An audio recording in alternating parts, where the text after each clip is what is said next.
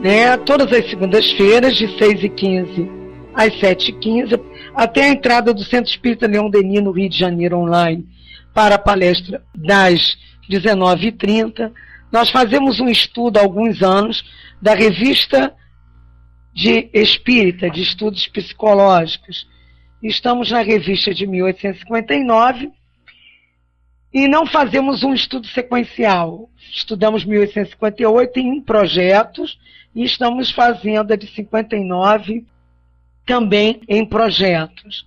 Hoje nós vamos estudar as comunicações espontâneas, dezembro de 1859. É um artigo que nós vamos dizer assim, fechar alguns estudos a respeito dessas comunicações na Sociedade de Estudos Espíritas de Paris. 30 de setembro de 1859, médium MR. Amai-vos uns aos outros, eis toda a lei. Lei divina, pela qual Deus cria incessantemente e governa nos mundos. O amor é a lei de atração para os seres vivos e organizados. A atração é a lei de amor para a matéria inorgânica. Isso aqui é bastante interessante, é uma comunicação de Vicente de Paulo, mas vamos primeiro ver até onde nós vamos aqui para depois.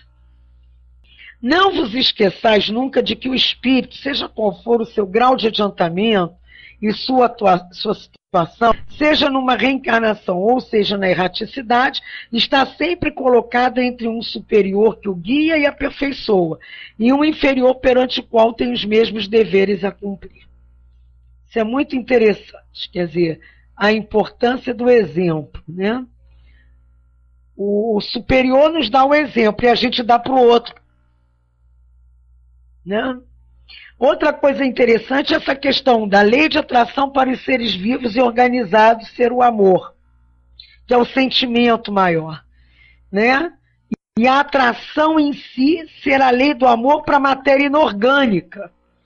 Se nós formos lá no Livro dos Espíritos, quando fala dos seres orgânicos e inorgânicos, nós vamos ver como diferença que eles se unem pela atração, né? As amebas,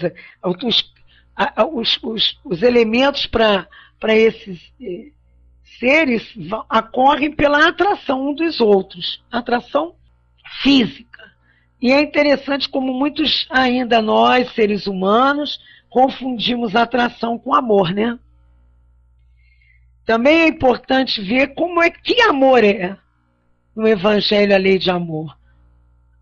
Que amor? Não é o amor só de um homem e mulher que a gente confunde com a atração sexual, que é uma atração de seres, né, ainda necessários na matéria. E aí diz Vicente de Paulo, depois nós vamos ler a observação. Sede, pois, caridosos, não somente desta caridade que vos leva a tirar do bolso o óbolo que dás friamente àquele que ousa vô-lo pedir. Ide à procura das misérias ocultas. Então, é aquela parte que a caridade se busca fazer. Então, é a mão esquerda e a mão direita, né? Uma não olha para o que a outra está fazendo, a não ser quando as duas estão trabalhando juntas. E sede indulgentes para com os erros dos vossos semelhantes, e em lugar de desprezar a ignorância e o vício, instruí-vos, ou instruí-os, e moralizai-os. Sede mansos, benevolentes para com tudo, e para que vos é inferior. Sede o mesmo perante os mais ínfimos seres da criação, e tereis obedecido à lei de Deus. Quer dizer, perante os mais ínfimos seres da criação. Então, todos somos irmãos, como espíritos. E os cuidados com a natureza, com os seres orgânicos e inorgânicos, o respeito, né, também faz parte da lei de Deus. Aí assina Vicente de Paulo e com isso há uma observação. Geralmente os espíritos considerados pelos homens como santos não se apresentam com esta qualidade. Assim, São Vicente de Paulo assina simplesmente Vicente de Paulo. São Luís assina Luís. Ao contrário, aqueles que usurpam o nome e qualidades que não lhe pertencem, muito comumente, e exibem falsos títulos. Contudo, essa máscara não pode enganar a quem quer que se dê o trabalho de lhes estudar a linguagem. A dos espíritos realmente superiores tem um cunho que não permite enganar-nos. E aí a gente vai ao livro dos médiuns. Alguém lembra onde? Que não parece não, mas é interativo. No livro dos médiuns? Quem é que lembra? Ninguém? Rogerinho, não lembra? Bom, eu lembrei de duas coisas. Primeiro, no 192 do livro dos médiuns, quando fala dos médiuns segundo a faculdade, segundo, assim, o desenvolvimento da faculdade, e que fala no item 10 sobre médiuns para ditados espontâneos. Recebem preferencialmente comunicações espontâneas da parte de espíritos que se apresentam sem serem evocados. Quando esta faculdade é especial no médium, torna-se difícil algumas vezes, impossível mesmo, fazer-se através dele uma evocação. Entretanto, são melhor aparelhados que os da nuance dos que outros que nós vimos aí acima, que ele fala dos médiuns para evocação. Pois muitas vezes sempre é necessário uma maior soma de inteligência para os ditados espontâneos do que para as evocações. Ditados espontâneos que merecem verdadeiramente esse nome, e não algumas frases incompletas, ideias banais que se encontram em todos os escritos humanos. Então, isso vai permear todas essas comunicações que nós vamos estudar hoje, segunda e na outra. Outra coisa que é importante, e lá no capítulo 10 do livro dos médiuns, quando nós estudamos a natureza das comunicações, quando falam de comunicações frívolas, grosseiras, sérias ou instrutivas. Essa aqui a gente viu que não é grosseira nem frívola, e que as instrutivas são comunicações sérias com o objetivo principal de um ensinamento qualquer. Então, nós vimos que nós vamos estudar as comunicações espontâneas nas sessões espíritas. Daí, eu voltei lá no livro dos médiuns, na 192 do livro dos médiuns, falei sobre os médiuns espontâneos, segundo o desenvolvimento da faculdade, que existem médiuns novatos, improdutivos, feitos ou formados, lacônicos, médiuns explícitos, médiuns experimentados, flexíveis, exclusivos, né? Médiuns para evocação e os médiuns para ditados espontâneos. Aí eu li aqui, né, que eles preferencialmente, essas comunicações partem de espíritos que se apresentam sem ser evocados. Como ele diz, a comunicação séria nem sempre é isenta de erro. Então, somente pela regularidade, pela frequência dessas comunicações, é que se pode apreciar o valor moral e intelectual dos espíritos que se comunicam. Tá certo? Então, vamos lá, continuar mais um pouquinho, indo ao livro dos médiuns, no capítulo 25. O capítulo 25... ele traz para nós todas aquelas perguntas sobre evocações. Como aqui foi um ditado espontâneo, nós vamos só lembrar que evocação você tem que chamar. Né? E continuar aqui com a outra comunicação de Vicente de Paulo. A união faz a força. Sedes unidos e sereis fortes. O espiritismo germinou, lançou raízes profundas. Aí a gente começa a lembrar que já leu isso. Eu acho que eu já li isso em algum lugar. Se nós formos lá no livro dos médiuns, no capítulo 31, nós vamos ver algumas diferenças quando lermos aquelas comunicações que são dadas como apócrifas, sem confirmação, né? Tem as comunicações gerais dos espíritos e tem as apócrifas. Nós vamos ver que tem umas do Espírito de Verdade, São Luís, e vai ter um momento lá que nós vamos ler coisas assinadas por São Luís, e até ele dizendo que é São Luís, São Vicente de Paulo, e que ele fala sobre o Espiritismo. Então, quando diz aqui, o Espiritismo lançou raízes profundas, vai estender sobre a terra seus ramos benfazejos, que deveres tornavam-os invulneráveis às setas envenenadas, e que resistir aos ataques é importante, são orientações com fim útil. Eu não sei se vocês já observaram, mas os espíritos assim mais superiores, eles falam um pouco, né? Eles falam um pouco, mas dizem muito. Vocês já viram isso?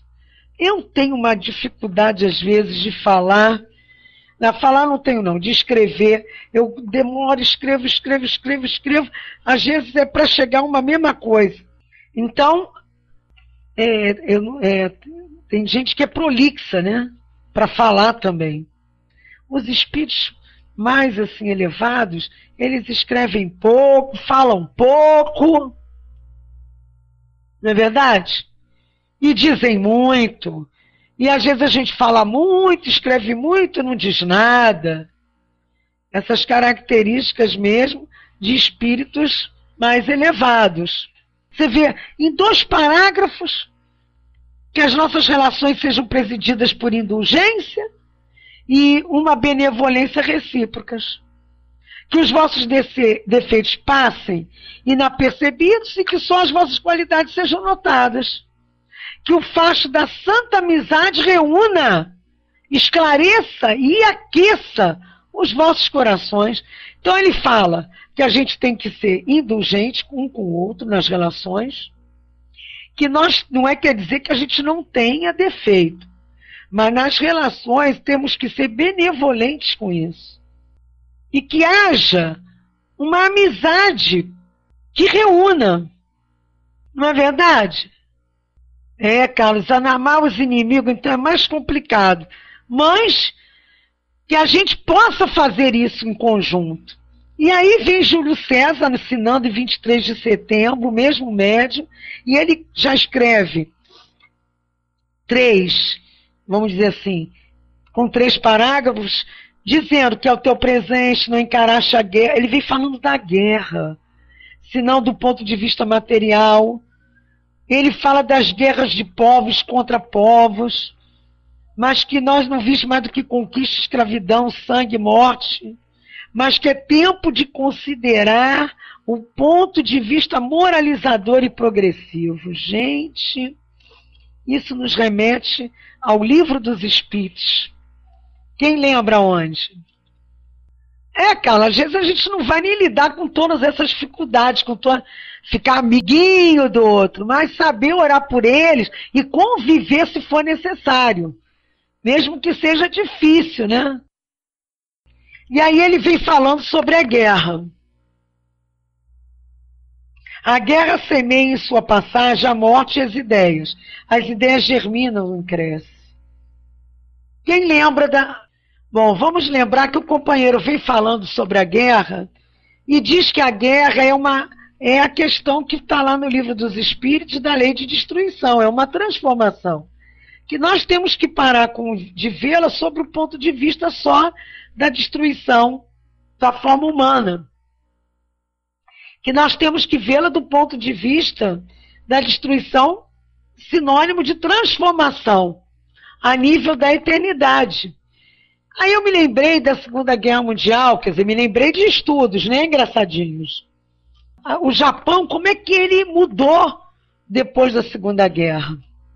como cresceram as ideias, como eles movimentaram a mudança. Tem coisas bem graves ainda, mas eu digo assim, a nível de, pelo menos, de melhorias a nível tecnológico para adaptação das novas dificuldades. E ele fala aqui, depois de se haver retemperado na vida espírita, vem o Espírito fazê-las frutificar. Não carregueis, pois, com as vossas maldições o diplomata que deparou a luta, nem o capitão que preparou a luta, nem o capitão que conduziu seus soldados à vitória.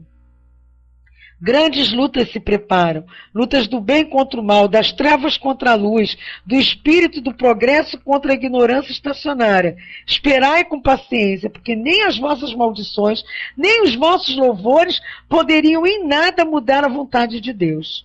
Ele saberá sempre manter ou afastar seus instrumentos do teatro dos acontecimentos, conforme tenha eles cumprido, a fim de servir a pontos de vistas pessoais do poder que tiverem adquirido. Muito legal a gente... Aquela história, o soldado, ele é morto. Agora, como ele mata com instinto de crueldade? Como ele coordena aquela batalha? Ele vai porque ele tem que ir ou ele quer ir? Porque ele quer fazer? Né? Tudo depende de quê, gente? Na avaliação de Deus, tudo depende de quê? Vamos lá, começa com I. Vamos lá. Intenção, Osmar, muito bem. Tudo depende da intenção. Tudo depende da intenção. Por várias existências miseráveis e obscuras, eu tive que expiar as minhas faltas. E da última vez vivi na terra com o nome de Luís IX. Luís IX. Isso é Júlio César, o grande Júlio César. Quer dizer, aqui ele mostra também o progresso do espírito pela reencarnação. Embora na erraticidade a gente também aprende, não é verdade? Nós vamos ver para a semana que vem, vamos rever isso com o menino e o regato e os três cegos. São duas parábolas. Nós vamos trabalhar em cima disso na semana que vem. Como hoje ficou picotando, não adianta ficar insistindo, né, gente? Então, nós vamos fazer uma mudança na nossa programação lá no portal. E para a semana que vem a gente junta isso tudo numa aula só, porque nós já vimos essa, é só para falar um pouco mais por cima, e trabalhamos as duas parábolas, combinado? O menino e o regato, e a parábola que fala do homem rico e generoso. Combinado?